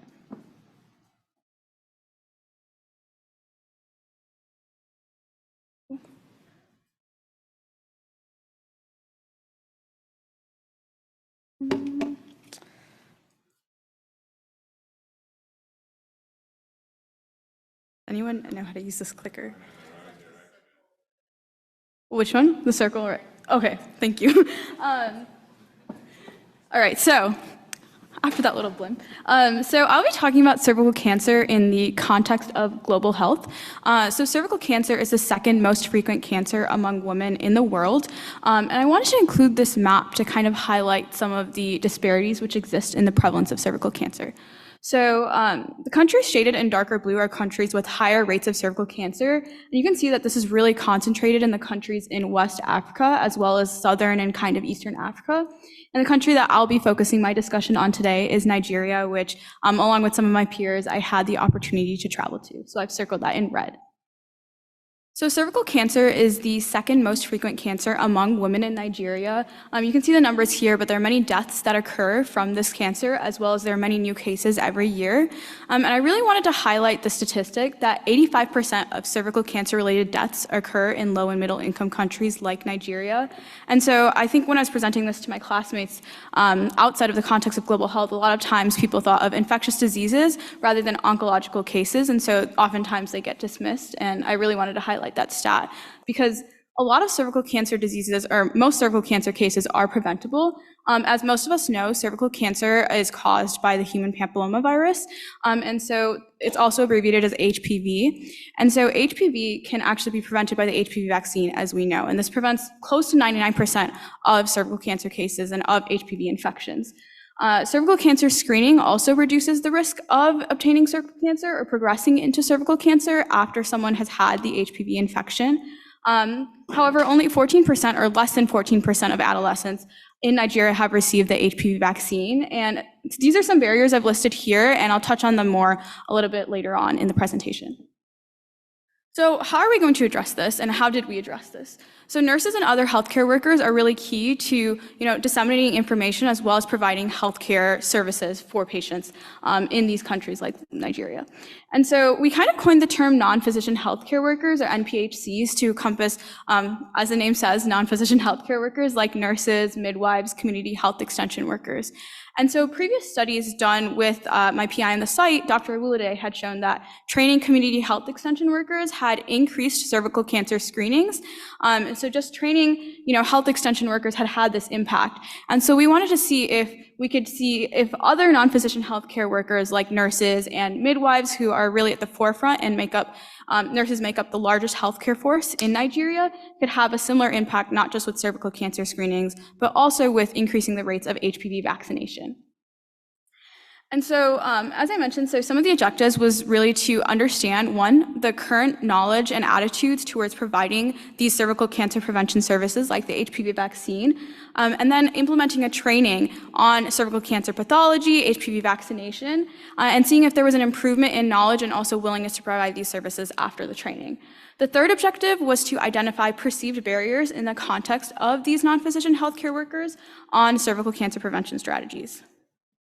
So for recruitment, we actually went to primary healthcare centers. Here I've included a few pictures, and I was accompanied by some of the medical students at University College Hospitals, University of Ibadan. And so we filtered this down to 81 non-physician healthcare workers. These are the components of the questionnaire that we had. So we gathered sociodemographic characteristics, awareness of HPV and cervical cancer, previous training on these topics, knowledge, as well as willingness to provide these services, which we encompassed by attitudes and willingness, and perceived barriers in the perspective. So we had a 3-day training. It was a total of 6 hours, 2 hours each day, and occurred online via Zoom to ease some of the barriers of transportation, as well as the worries of COVID for non-physician healthcare workers. We administered the pre-training questionnaire on the first day, the post-training questionnaire on the last day, and we covered topics such as cervical cancer epidemiology, pathophysiology, as well as HPV vaccination. And so the post-training questionnaire, like I mentioned, had these aspects. We used differential and inferential statistics to analyze some of the results. And so into the results, I have a few categories and some select questions from the questionnaire that I wanted to highlight. And so there was no significant difference in awareness. Actually, awareness was really, really high at the beginning, with about 96% saying that they had at least heard of cervical cancer or HPV vaccination. However, there was low experiences or low not as many people who had actually received these services, so only 3% of the participants had indicated they received the cervical cancer screening or HPV vaccine. There was a significant increase in knowledge, and so one area that we did see a really significant improvement was the relationship between men and HPV. So more people had stated that men could receive or could acquire the HPV infection following the training, as well as more people are willing to provide the HPV infection or recommend it to their relatives. And that kind of leads me into attitudes. So there was a significant improvement in the willingness to provide the HPV vaccine and cervical cancer prevention. And so following the training, 100% of people had said that they would recommend the HPV vaccine. And so I really wanted to touch on that, as well as some of the barriers. Cost was indicated to be a barrier, as well as lack of knowledge, which you can see here amongst the community members. And so I think this is huge because with lack of knowledge amongst the community being a huge barrier in the perspective of non-physician healthcare workers, if you have trainings that improve knowledge and attitudes and willingness, they can really serve as disseminators of this knowledge to spreading this information and educating the community. And I also wanted to highlight that, HPV is stigmatized and the HPV vaccine is stigmatized in high, not just in low and middle income countries, but high income countries as well. So training healthcare workers really has the impact to go educate the community, educate patients, and hopefully increase rates of HPV vaccination and cervical cancer prevention. I obviously would like to thank my mentors. Dr. Fumi Olopade, as well as Dr. Awulude, was on the site really helping me throughout this process, as well as the Center of Global Health. Some people here that I've listed and some pictures from in Nigeria, as well as at UChicago here, and then some more pictures. So I will take any questions.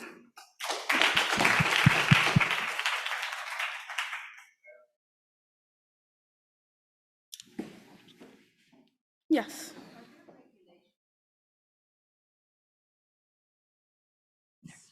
Are there regulations? So, yeah, so actually the recommended age, especially in Nigeria, is for vaccinations is 9 to 11.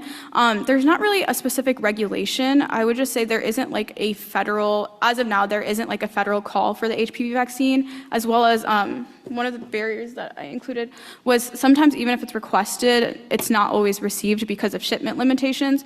So that's something that we highlighted, but there's not like a specific regulation, if that answers your question. What was that? Sorry. Specific recommendation for pediatric society. Yeah, that's starting 9 to 11. They think that's the most high impact, especially in low and middle income countries, to prevent the HPV vaccine. In the US, they do, but not in Nigeria. Yeah. Yes, Dr. Olade.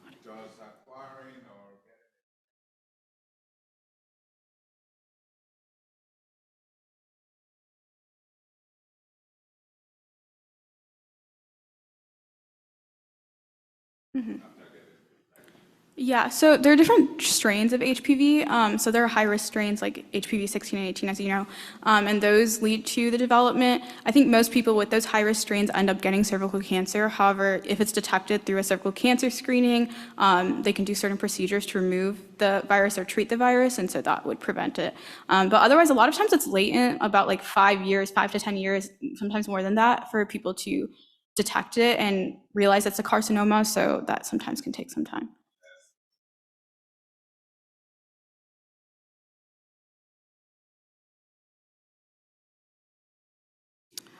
We did see like sometimes, I don't know exact socioeconomic factors. That's something that we could look into.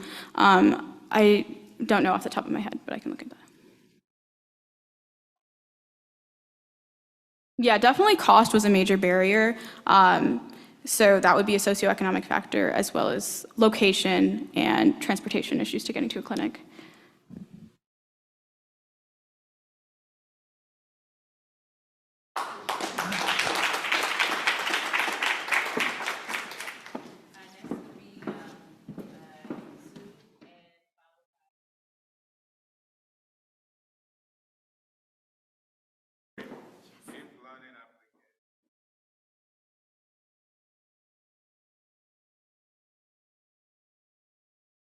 Thank you. Okay, nice. So hi, my name is Yu, go by Zoe. Today I'm so honored and glad to share my summer project about deep learning applications about image quality transfer in Africa. My mentor is Dr. Stephen Salmon from UChicago, and my local mentor are Dr. Godwin Olopade, Dr. Benjamin Arubisala. Thank for all of them, otherwise I couldn't be here to do this presentation. So today's agenda comes from 4 parts: overview, data exploration, model development, and next step, and most importantly, highlighting Nigeria. So for the overview, I'll go through 3 questions. What is IQT? Why we need IQT? And what do we have already done?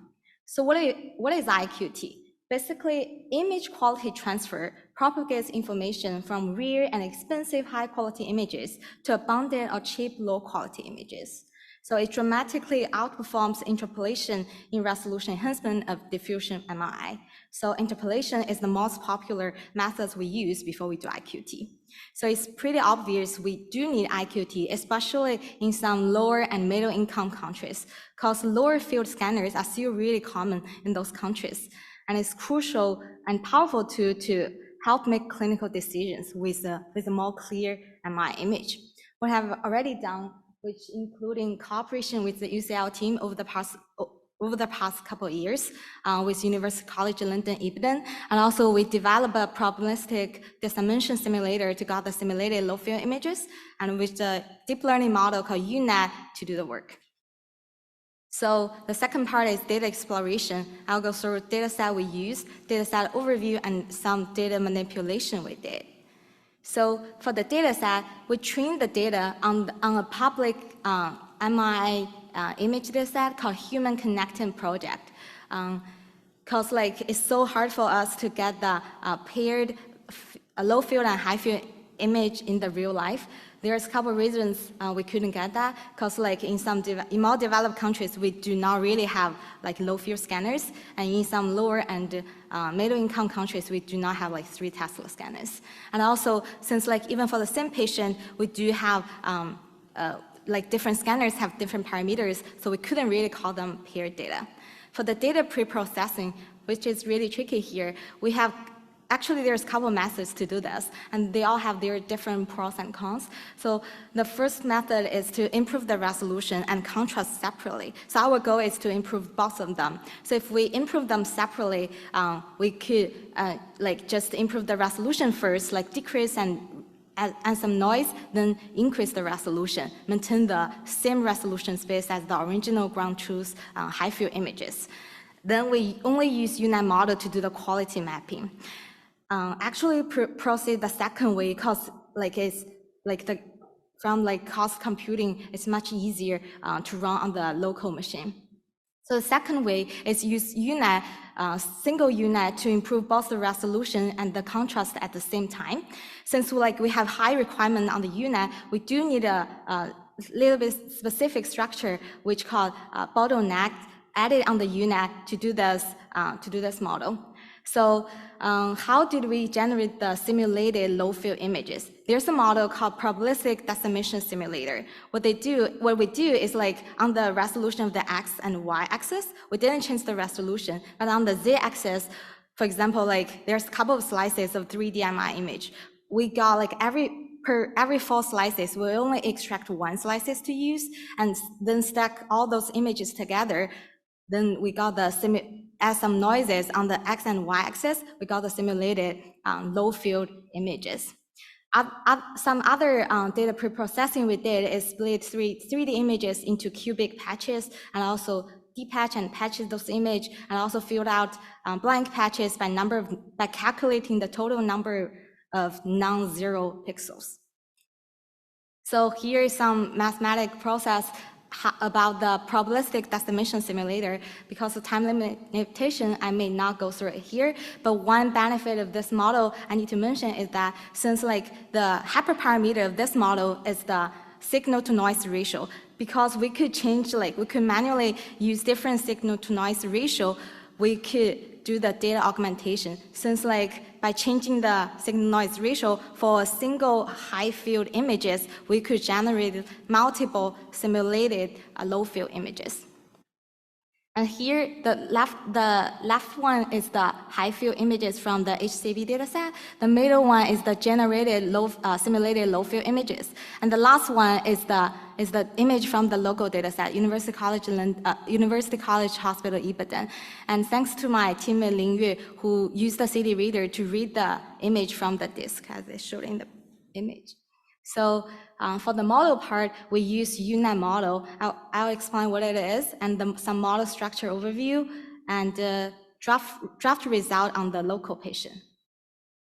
So the UNet is a convolutional neural network that was developed for biomedical image segmentation. It's called UNet because basically it has U-shape, I'll show later. And the bottleneck structure, as I mentioned before, is really great for our task because it helps to maintain the same image size and also fasten the computing speed. One interesting here is that I use different, like the loss function is not as the same metrics we use to evaluate the image quality.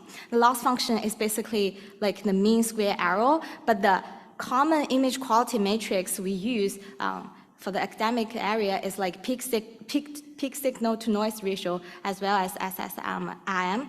Like why we didn't use those metrics as our loss function? There's a couple reasons, because like for sure, like mean square error is easier to compute, and also we focus on the pixel-wise image intensity learning, so MSE is already done a good job. So here's the overview of the UNet. As you see, there's a U-shape, and also in the blue box, the image size, like the BB represent the bottleneck structure. So the image size changed from 8 to 16 because of this specific structure. So here's some draft result on local dementia patients. So the left one is the ground, it's like the the picture we read from the disk. The middle one is the simulated low field of this image. Then the last one is the image we generated from the model. So we could see by using the image quality matrix, we could see there's slightly improvement of the image. So there's definitely more future work to do. First, we could remove the downsample step and only use unsample on z-axis to generate the super resolution image, which could definitely help to improve the resolution in general. And also we could use zero padding to unify the input image size to complete our data processing pipeline. And also some other step is like the image we use now is only on one plane, so we could test the model on image with 3 planes combined together, which is axial, coronal, sagittal. So also train model on large volume local patient MRI image. So the current model is trained on the HCP data. So if we want to improve the model performance, we could, once we got the larger local image data set, we could retrain the model on the local image. So here are some pictures I would like to share with you about our summertime. So yeah, as you can see, we all have a really great summer together. I really want to thank to my mentor, my local mentor and my UChicago mentor. They all gave me the chance to shadow with them and also visit the local radiology department as well as the UChicago radiology department. It's really given me a great sense and an opportunity to have more sense about medical imaging in general. And thank you all. And open to any questions.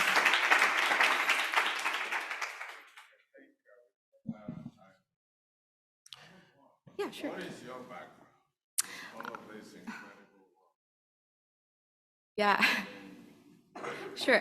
My undergrad is mathematics. Now I'm currently a master's student at UChicago about majoring in public policy. But I'm definitely interested in data analytics and healthcare policy. So yeah, I really appreciate the opportunity. I learned a lot about deep learning methods with my mentors and also my UChicago mentors.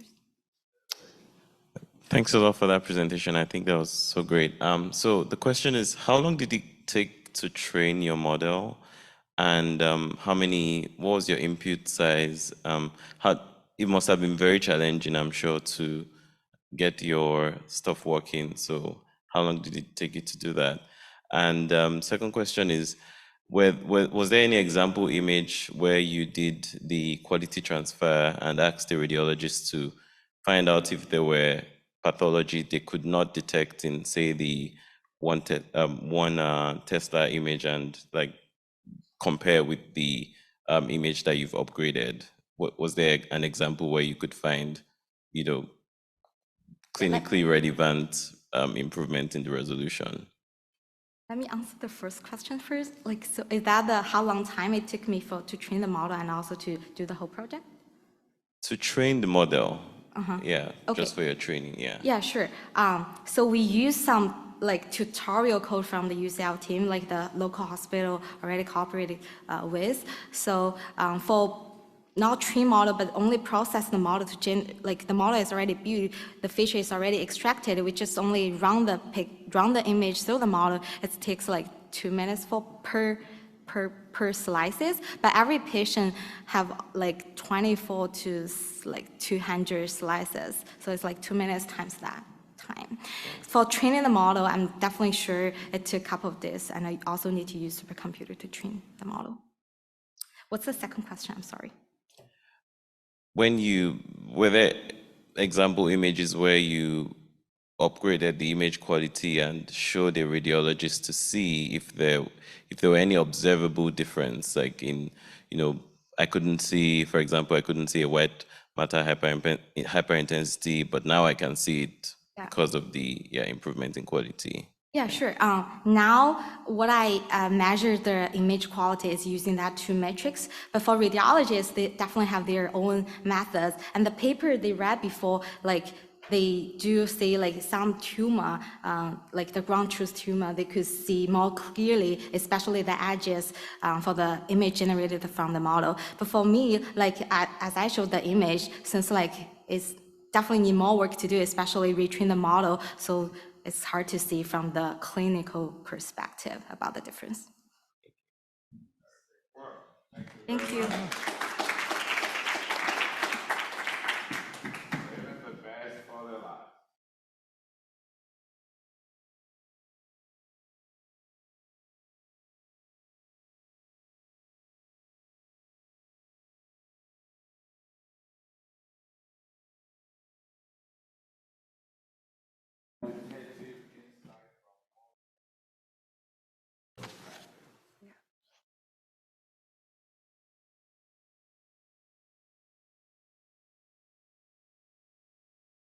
Hi, my name is Shira. My name's Ija. And our main project was on improving oncology research and practice in Nigeria.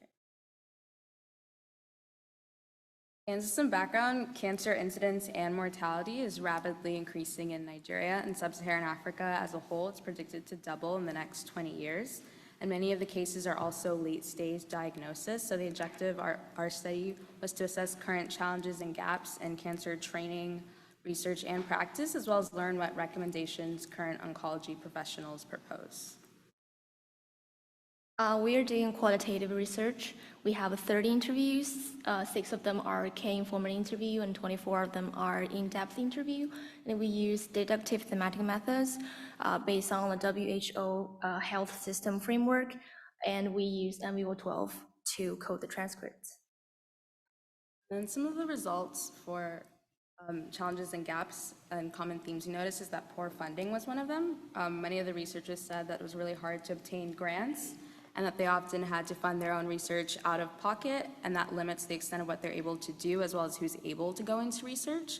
They also mentioned excessive workload because there's a very high patient to physician ratio, especially for oncologists in Nigeria, and so they often wouldn't have time to go into research or they'd be too burnt out. There were also complaints of interprofessional conflicts and weak collaboration, especially because nurses, physicians, and pharmacists wouldn't share information with one another, and there was also competitiveness in their fields as well. And then there was also denial by patients and stigmatization, because people would say they don't believe they have cancer, or that they believe that God will solve their cancer, or that they believe they'd rather try herbal methods than get medication or consent to studies. And so many of the challenges for practice is pretty similar, but in terms of financing, they focused more on the lack of cancer centers and equipment, as well as poor maintenance of the equipment, which resulted in inconsistent treatment plans. There's also the high cost of oncology treatments for patients, and there's lack of health insurance, and so this was a barrier even when they did come to the hospital early enough. There's also poor public awareness of cancer, which contributes to the late stage diagnosis, which makes it harder to treat. And then manpower shortage and interprofessional conflicts, pretty similar in that there's not enough oncologists, so there's too many patients to see, and then there's not enough collaboration, which slows down treatment plans. And for the recommendations they gave us, most participants said that more funding and grants from the government can definitely increase the quantity and quality of research in oncology research and practice in Nigeria. And also they urged the government to provide more effective machines and equipment for the patient care. And also several participants also suggest that more affordable chemotherapy prices should be implemented because it will benefit for the cancer patients. Also, many participants suggest that when the healthcare professionals are still students or they just beginning to practice, we should raise their interest to go into the oncology field, because if they have the passion to pursue their careers in oncology field, they will benefit the patient care and also benefit the cancer patients. And also, if they have the interest to go into the oncology field, they will also solve the problem of manpower shortage. And then participants suggest that they should have more interprofessional collaborations and also multidisciplinary meetings, such as sending oncology workers to other countries or collaborating with other laboratories to get more hands-on and practical trainings, and also have more peer discussions. And also for our conclusion that we have, first, there's a multifactorial challenges and barriers regarding the oncology research and practice in Nigeria. And also it's necessary to address the current and future burden of cancer in Nigeria by first intensifying investment and also provide high quality and a low price of cancer patient care and raise cancer awareness among the whole public. And for our future work, we are now in the process of editing the manuscript, and then we are going to submit it to CGU Global Oncology for publication. We also participated in data collection for another study on the nutritional status of oncology patients at the Radiation Oncology Clinic at UCH. And for some background, 85% of cancer patients are thought to suffer from malnutrition, but the percentage is not quite known in Nigeria. And so we went to the clinic and we took patients' BMI and we gave them a survey that utilized the Malnutrition Universal Scoring Tool, as well as the Scored Patient Generated Subjective Global Assessment Tool. And so that data will be used to assess who needs nutritional intervention, as well as to test how well those nutritional interventions work. Here is our life in Nigeria, which is really, really great and wonderful. We went to a lot of places like Lagos, and even to the beach, to the gallery, and also we played the paintball. And Chidera and I also went to Nigerian wedding reception, and which was really great. And also Dr. Oluwashinu, which is our site mentor, she invited us to her sister's birthday party in a zoological park. So we just want to say a big thank you to everyone at the Center for Global Health and the University of Ibadan and the Healthy Life for All Foundation for supporting us during our time in Nigeria and allowing us to conduct this research. And a special thanks to Dr. Oluwashinu, who is our on-site mentor who helped us a lot, as well as Dr. Olopade for helping organize this, and Mr. Dio for showing us around Ibadan and Nigeria in general. Thank you. Thank you.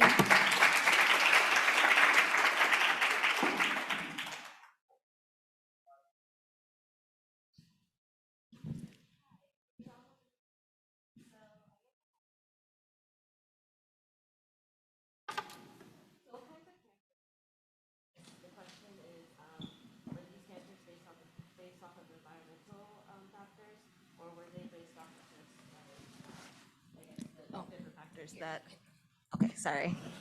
Is this for the nutritional study? Yes, it is. We saw mostly breast cancer patients and cervical cancer patients. And so most of these patients, were they, of course, well, were they children or were they adults? So I'm assuming they're adults. They're mostly adults. Okay, cool. And I guess the last question was, in your, I guess, in the 20% projection, was that also for adults or for children? Or for like both adults and children? Could you repeat that? Yeah, for your 20% projection of cancer rates in Nigeria, was that for adults or children or both? That's as a whole. Okay, cool. Thank you.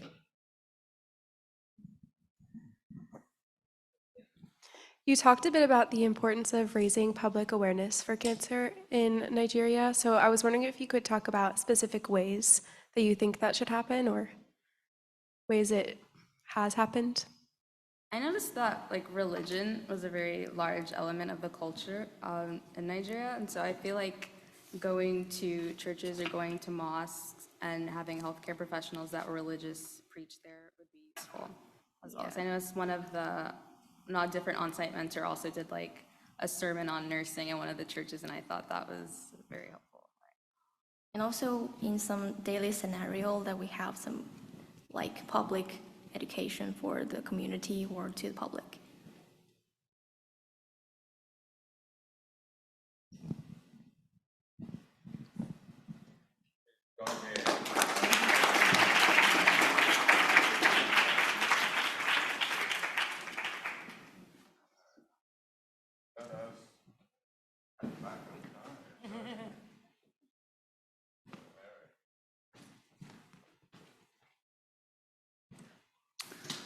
Hello. So just want to thank everyone for being here tonight. I'm Eric Amick. I'm the Executive Director of the Kiphart Center for Global Health and Social Development. And I was very pleased to be asked to bring us home this evening and just say a few words. We've had a long night, wonderful, great, fantastic presentation, so I don't want to keep you too long, but I just wanted to say a few thanks to all the people that made tonight possible. First, I'd like to thank the staff of the Center for Global Health for their work putting all of this together. I think it was a fantastic evening.